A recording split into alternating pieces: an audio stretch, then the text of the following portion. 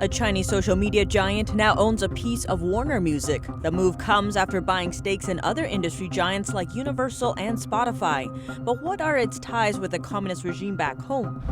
More details about the border clash between Indian and Chinese soldiers. An analyst says Beijing might be trying to create issues at the borders to shift Chinese people's focus from the domestic crisis. Chinese authorities say the situation in Beijing is still escalating. Over 350,000 people have been tested for the virus so far. Results are coming in. Severe floods continue to threaten China. Millions are impacted as rains drench 70% of the country's provinces. A local tells us what it's like. And a study warns the Chinese regime may try and use the economic fallout from the virus to expand its market share in the U.S. It's a strategy the regime used during the 2008 financial crisis. Welcome to China in Focus. I'm Tiffany Meyer. According to Chinese state-run media, over 350,000 people in Beijing have been tested for the CCP virus so far. More than 100 of them have tested positive. But these numbers cannot be independently verified, and the Chinese Communist Party has been known to grossly underreport virus cases. Images of Beijing citizens waiting to get tested have prompted concern of cross-infection. Chinese authorities say the situation is still escalating. About 60% of flights from Beijing have been canceled, most of them domestic. All neighborhoods in the city have been or will be put under lockdown. The tactic is part of what's called Warning Level 1, the highest alert in virus epidemic warning systems. Yet so far, China only announced Warning Level 2 for its capital city. One Beijing citizen who lives close to the Xingfadi market posted a call for help on social media. Xingfadi market is the source of the second outbreak cluster. He wrote that since last weekend, his neighborhood has been under overall lockdown. That means no one is allowed to leave the house to go shopping. In the beginning, residents could use an app to buy things online. But roads are now blocked and delivery vehicles can't enter the neighborhood. Residents are left with only one option: to help each other. No volunteers or official aid workers have brought food or other necessities to the neighborhood for 5 days.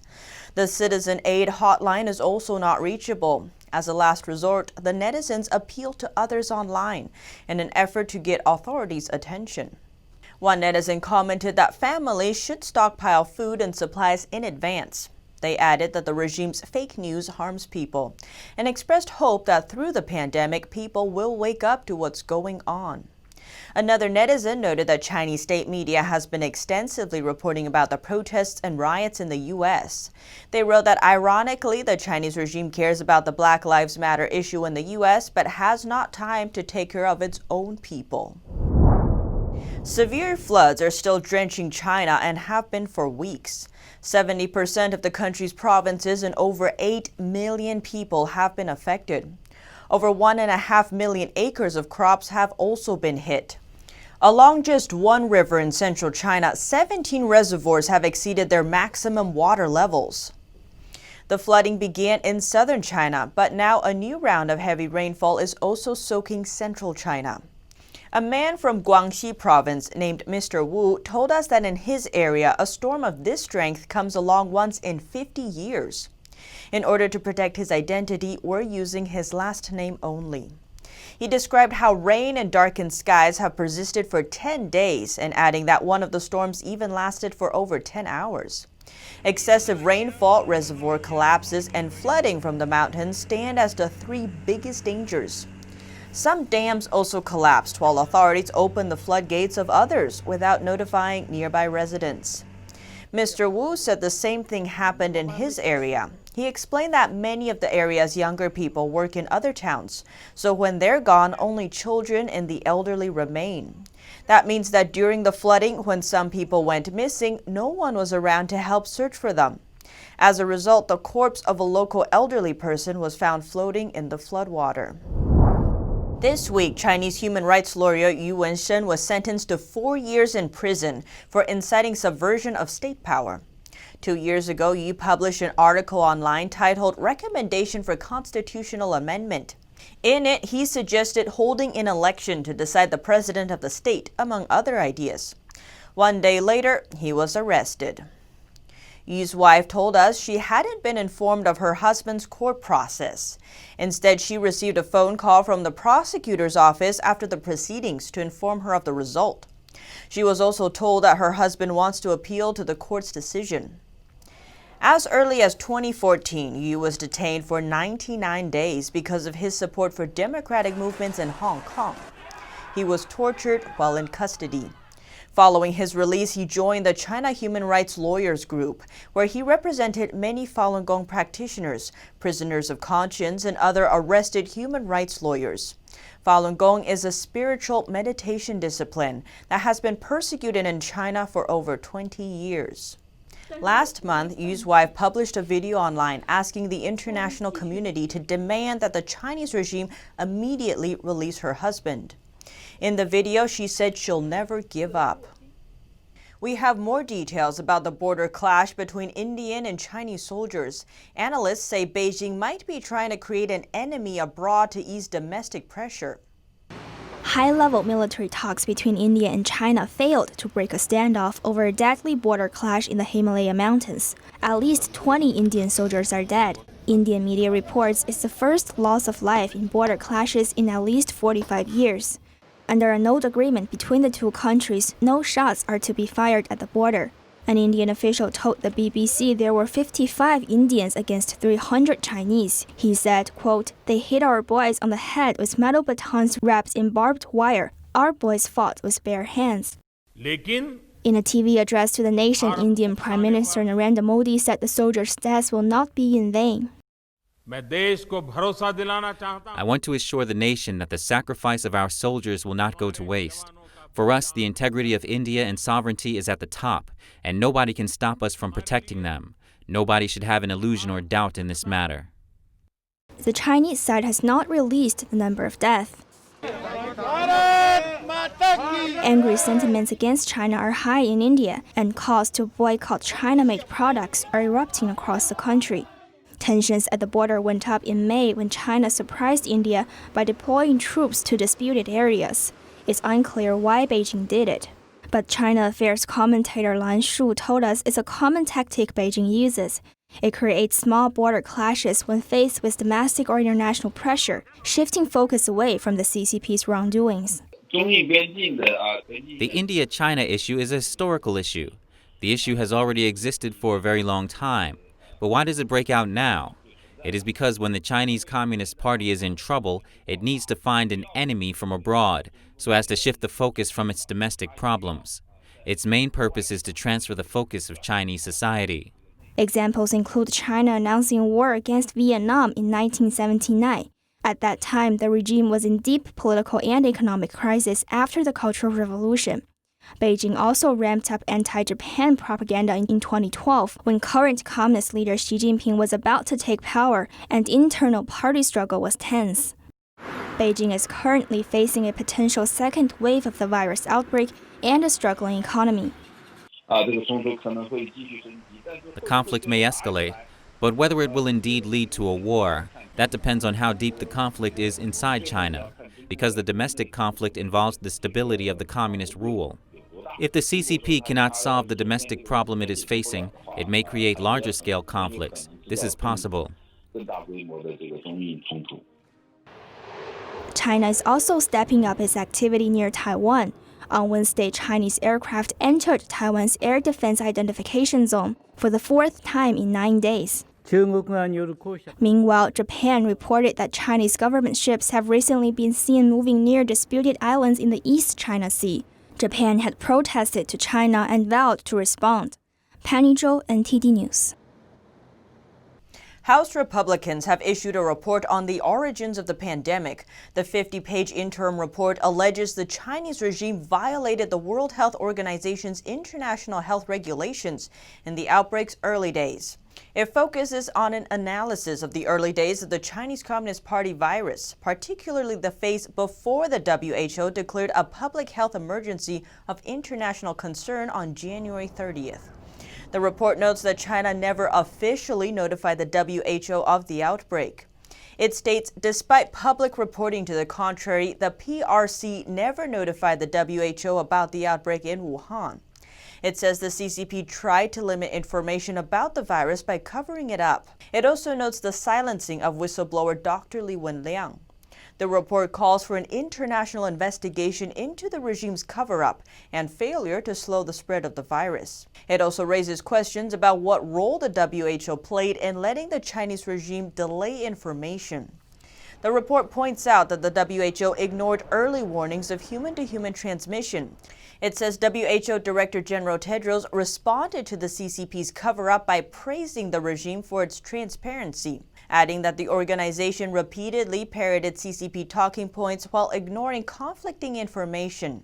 It also called Tedros' full-throated defense of the CCP's response and embrace of their revisionist history incredibly concerning. The report concludes that despite Chinese authorities' claims that they notified the WHO about the pandemic in a timely manner, the Chinese regime in fact never officially notified the organization about the Wuhan outbreak. Nor did it provide the WHO with relevant information in the early stages of the epidemic. Both points are in violation of the WHO's international health regulations. That's after one study found that about 95% of virus cases could have been prevented if the regime took action sooner. Documents obtained by Canadian network CBC revealed deadly viruses from Canada's National Microbiology Lab were sent to China before Canada's Federal Police Service, or RCMP, began to investigate the lab. The documents found that in March of last year, live Ebola and Henipa viruses were sent to Beijing. The viruses are classified as level 4 pathogens, meaning they're among the deadliest in the world. They were sent from Canada's Winnipeg lab, the only P4 lab with the highest level of biohazard safety clearance in the country. The documents found that an RCMP investigation located the scientists responsible for sending the viruses to Wuhan's Institute of Virology. 3 months later, on July 5th, the RCMP escorted 2 Chinese research scientists and several Chinese students from the lab on suspicions of a policy breach. But Canada's Public Health Agency says the RCMP investigation and the virus shipments were unrelated, adding the samples were strictly for research purposes. Both agencies have since said there's no evidence the virus shipments led to the current pandemic. They say there were no samples of coronavirus sent, but some experts aren't convinced. The documents confirm that 2 vials, each of 15 strains of virus, were sent to China. They also confirmed that the lab's shipper almost sent the viruses in inappropriate packaging, but corrected it after the Chinese clients caught the problem. The documents say the package was shipped on a commercial Air Canada flight from Winnipeg to Beijing via Toronto on March 31st, 2019. It arrived at the Wuhan lab the next day. The head of Canada's Public Health Agency says the investigation is ongoing. According to a new study conducted by the Alliance for American Manufacturing, or AAM, the Chinese Communist Party may view the current global economic crisis as a chance to expand its position in U.S. markets, supply chains, and critical infrastructure. The report warns U.S. lawmakers to be cautious of China's moves to target vulnerable American assets and expand its market share. It also described how Beijing used a similar tactic during the 2003 global financial crisis, and how the Chinese regime positioned itself to benefit from increased U.S. infrastructure spending. AAM is currently working with lawmakers to safeguard funds that were reserved for U.S. companies. The alliance is trying to ensure that the money doesn't wind up in the hands of Chinese state-owned firms or investors. Chinese investors are already subjected to strict inspection, an effort to determine their possible impacts on national security. According to the AAM, now they should face even firmer treatment. That's because foreign takeovers could increase if the pandemic left as many distressed assets as expected. China's social media giant just bought a piece of Warner Music, an important move for its overseas expansion. But this company has a track record of facilitating Beijing surveillance. NTD's Juliet Song reports. A Chinese tech giant under the thumb of the Chinese Communist regime now owns a piece of Warner Music. This June, China's Tencent bought an almost 2% stake in the world's third largest music company, Warner Music Group. While it doesn't look like a big piece of the pie, the move is still significant for the overseas expansion of the Chinese internet conglomerate. With the deal, it now owns minority stakes in two of the world's three biggest record labels. Just 3 months ago, Tencent bought 10% of the world's largest music company, Universal Music Group. The company has the option to increase the stake to as much as 20%. Universal is home to big names such as Taylor Swift and Justin Bieber. Aside from record labels, Tencent also owns 9% of Spotify, the music streaming giant. But Tencent is also a company that has a track record of helping the ruling party to spy on its own people. It owns China's largest social network, WeChat. The platform boasts over 1 billion monthly active users around the world. The app's soaring popularity gives the company a treasure trove of data to which Chinese authorities have access to, including deleted messages. Under the Chinese law, internet companies have to hand over user data if regime officials want it. Also, in big internet companies like Tencent, China's authorities have stationed web police, whose job it is to crack down on information the regime deems harmful. The state calls these rumors. One such example is whistleblower Dr. Li Wenliang. Last December, before China's authorities admitted the existence of the CCP virus, he warned his colleagues about it in a WeChat group. 4 days later, he ended up in a local police station. He was reprimanded for spreading false rumors on the internet. Li later caught the virus himself and died 4 months before his son was born. Aside from a trip to the police station, WeChat posts can also lead to other consequences. In 2016, a Chinese activist was sentenced to 19 years in prison. His crime was 69 WeChat posts and 205 Twitter posts critical of state policies. For the app's overseas users, politically sensitive posts may not land you in a Chinese jail, but the messages on the platform don't escape Beijing's eye. This May, a Canadian security research group found communications between WeChat's overseas users are subject to the same pervasive content surveillance. Because of the app's popularity among overseas Chinese, many Western politicians opened accounts on the platform to engage their Chinese immigrant constituents. In 2017, Jenny Kwan, a Canadian Parliament member, posted a statement on her WeChat. In the post, she praised the young pro-democracy Hong Kong protesters, saying they stood up and fought for what they believe in and for the betterment of their society. WeChat quietly took down the statement. Last year, a BBC reporter posted photos of Hong Kong's Tiananmen Square anniversary vigil on WeChat. His account was later suspended for spreading malicious rumors. He was able to regain his account after the app scanned his face and collected his voice.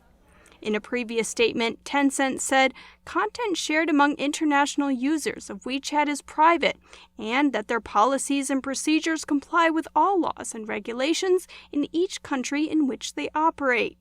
Reporting by Juliet Song, NTD News.